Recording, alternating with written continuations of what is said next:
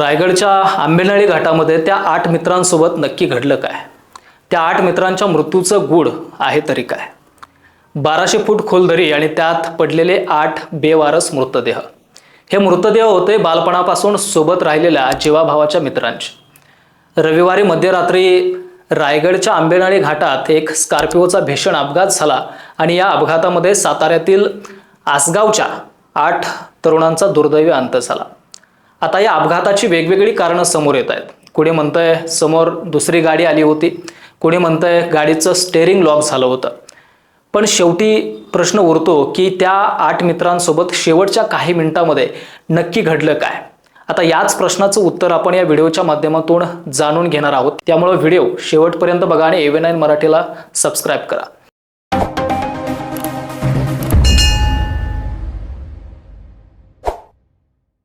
साताऱ्याच्या आसगावमधील हे 8ही तरुण एकमेकांचे जीवाभावाचे मित्र होते. वीकेंड असल्यामुळे हे 8 जण स्कॉर्पिओ गाडीनं कोकणातील दापोली आणि हरणे फिरण्यासाठी निघाले होते. त्यानुसार शुक्रवारी रात्री ते साताऱ्यातून निघाले आणि शनिवारी पहाटे हरणे येथे पोहोचले. दिवसभर समुद्र किनाऱ्यावरती मनसोक्त फिरल्यानंतर तेथील काही फोटो त्यांनी आपल्या सोशल मीडियावरती पोस्ट देखील केले होते.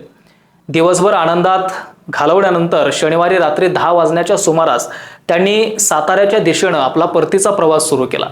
निघण्यापूर्वी शनिवारी संध्याकाळी 7 वाजता त्यातला एकानं वडिलांना फोन करून आम्ही 10 वाजताच्या सुमारास निघणार आहोत असं देखील सांगितलं होतं. मात्र रविवारी संध्याकाळी झाली तरी हे सगळे तरुण घरी पोहोचलेच नाहीत आणि त्यांच्याशी कोणताही संपर्क होऊ शकला नाही. काळजीपोटी त्यांच्या कुटुंबियांनी आणि मित्रांनी त्या मुलांचा शोध घेण्यास सुरुवात केली आणि त्यांना फोन लावण्यास देखील सुरुवात केली, पण तोपर्यंत खूप उशीर झाला होता. शनिवारी रात्री 10 वाजता हरणे बंदरावरून निघालेली ही स्कॉर्पिओ गाडी रविवारी पहाटे 4:30च्या सुमारास पोलादपूर जवळील आंबेनळी घाटात चढत होती. घाटात प्रचंड अंधार होता. दाभेळगावच्या हद्दीत एका अतिशय तीव्र आणि धोकादायक वळणावरती चालकाचं गाडीवरचं नियंत्रण सुटलं आणि स्कॉर्पिओ थेट 1240 फूट खोल दरीत जाऊन कोसळली.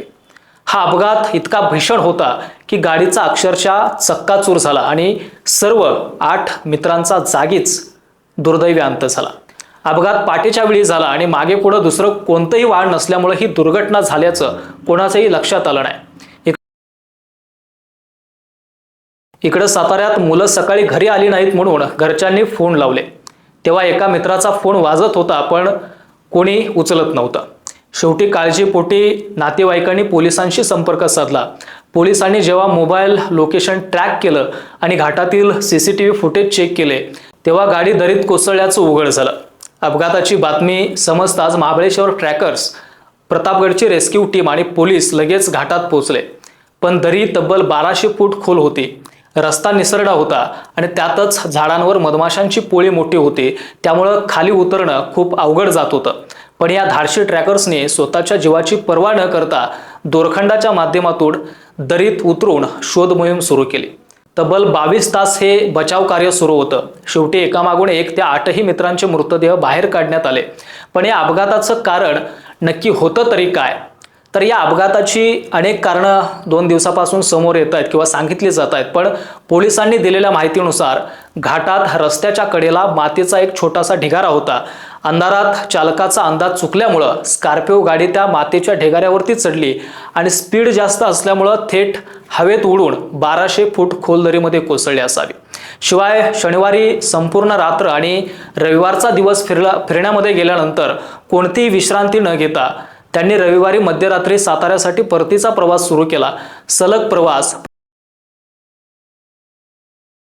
आणि त्यात मध्यरात्रीची वेळ म्हणजे पहाटे 2:45 ते 3:30च्या दरम्यान. त्यामुळं चालकाचा डोळा लागला किंवा त्याला अचानक डुलकी आला असावी, ज्यामुळे गाडी सरळ खोल दरीमध्ये जाऊन कोसळली.